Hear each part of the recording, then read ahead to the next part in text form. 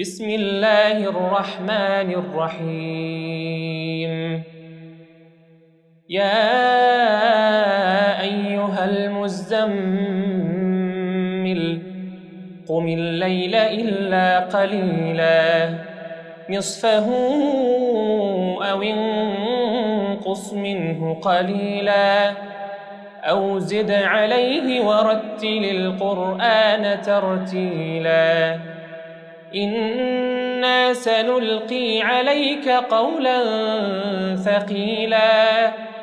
إن ناشئة الليل هي أشد وطئا وأقوم قيلا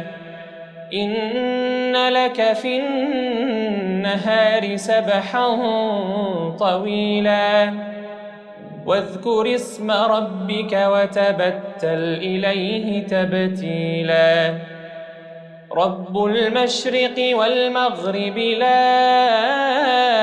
إله إلا هو فاتخذه وكيلا واصبر على ما يقولون واهجرهم هجرا جميلا وذرني والمكذبين أولي النعمة ومهلهم قليلا إن لدينا أنكالا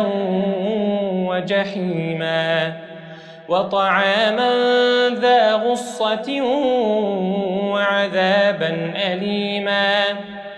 يوم ترجف الأرض والجبال وكانت الجبال كثيبا مهيلا إنا أرسلنا إليكم رسولا شاهدا عليكم كما أرسلنا إلى فرعون رسولا فعصى فرعون الرسول فأخذناه أخذا وبيلا فكيف تتقون إن كفرتم يوما يجعل الولدان شيبا السماء منفطر به كان وعده مفعولا إن هذه تذكرة فمن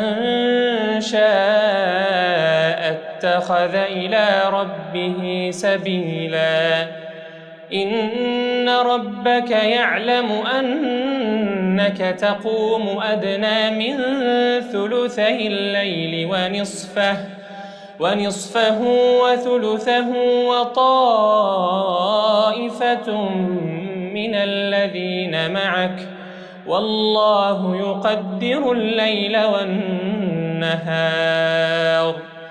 علم أن لن تحصوه فتاب عليكم فاقرؤوا ما تيسر من القرآن علم أن سيكون منكم مرضى وآخرون يضربون في الأرض يبتغون من فضل الله وآخرون يقاتلون في سبيل الله فاقرؤوا ما تيسر منه